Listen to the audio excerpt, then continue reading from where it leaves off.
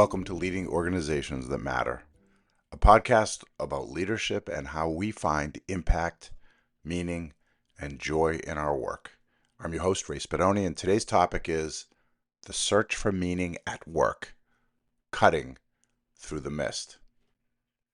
According to a recent JobVite survey, 72% of workers cite culture as a major factor influencing their decision to leave a job. And finding meaning and purpose at work has a very significant impact on organizational culture. As I've written about in my book and discussed on this podcast, mission-driven organizations are well positioned to offer meaning to their employees in abundance. Yet why? Well, wait, hold that thought. This is strictly an aside, but according to Pew Research Center and some data from 2021, people find significant meaning and purpose in life through their jobs. No kidding. But here's the interesting and surprising part. Countries around the world rank work quite differently in this regard. For example, in Italy, 43% of respondents rank their jobs as numero uno in terms of source of meaning. But in the US, that same figure is 17%. Topic for another day maybe, but this is curious. Anyways, back to the main point here. Nonprofit, mission-driven organizations arguably have a very unique opportunity to stress the important impact of their work, and that should translate into meaning and purpose for their employees. In healthcare, however, as in other sectors, competition for staff is fierce and frenzied. Many organizations are struggling to meet basic requirements due to lack of key personnel. Let's take a look at the hospice industry, one that is engaged in particularly meaningful work. In fact, in my experience, much of the work of those who accompany others through their final days is unique, special, important, and filled with unmistakable grace. These dedicated professionals demonstrate compassion, skill, good judgment, patience, and often possess an inner depth and strength that is impossible to quantify or, for me, even to fully describe. If anyone is motivated by meaning at work, it seems that these good folks are, and then some.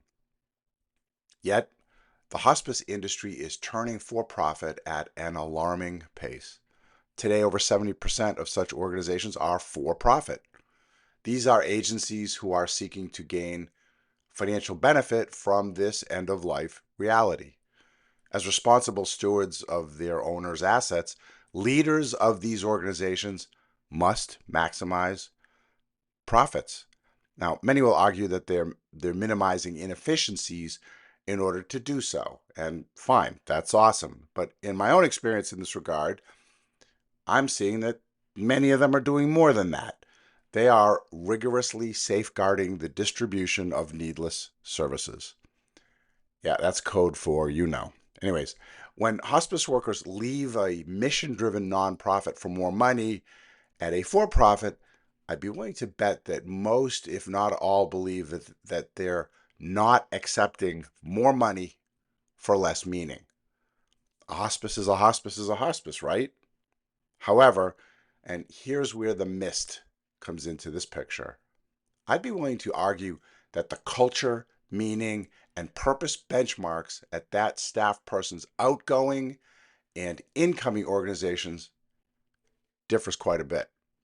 The challenge for the typically more fiscally strapped nonprofit is to make this argument without sounding sour grapes or unhelpfully platitudinal about, the fact that they do God's work and nobody else does, that sort of thing. Leaders of the nonprofits must determine ways to describe the work of their organization as somehow different, somehow more compassionate, somehow better, and somehow more meaningful for their employees.